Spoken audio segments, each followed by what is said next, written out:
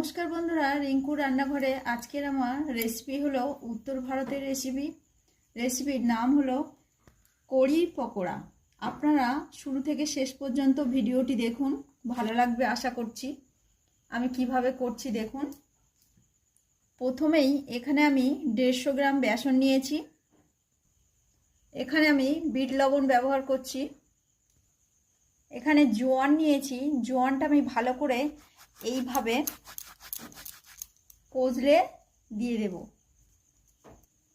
Same প্রসেসে গোটা জিরেও নিয়ে নিয়েছি, এইভাবে আমি দিয়ে দিলাম। এখানে আমি দেব টক দই, হাফ চামচ লঙ্কার গুঁড়ো। সব কিছুই দেওয়া আমার হয়ে গিয়েছে। এখন আমি ভালো করে মেখে নেব। ব্যাটার আমার তৈরি করা হয়ে গিয়েছে।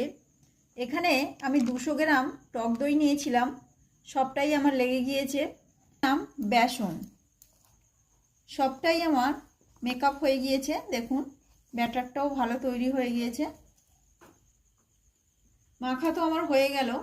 এখন আমি এখান থেকে কিছুটা ব্যাটার আমি তুলে রাখবো, এটা আমার পরে কাজে দেবে, আমি দেখাবো। আমি দিয়েছি, গরম হয়ে গিয়েছে। এখন আমি ছোট ছোট করে বড়া ভেজে নেব। এখানে যে ব্যাটারটা আমি তুলে রেখেছিলাম, এখন আমি জল দিয়ে সেটা ভালো করে গলিয়ে নেব।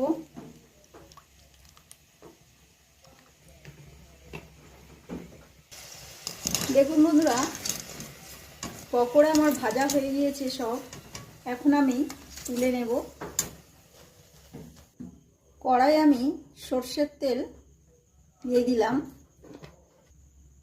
ফোড়নে ব্যবহার করব সর্ষে আর শুকনো লঙ্কা। দিয়ে দেব ব্যাটারটা। দেখুন বন্ধুরা, আপনাদের আমি একটা কথা বলি, এই ব্যাটারটা দেওয়ার পর আপনারা সবসময় ঘাঁটতেই থাকবেন, নাহলে তলায় বসে যাবে। এখন দিয়ে দেব লবণ, দিয়ে দেব বড়াগুলো।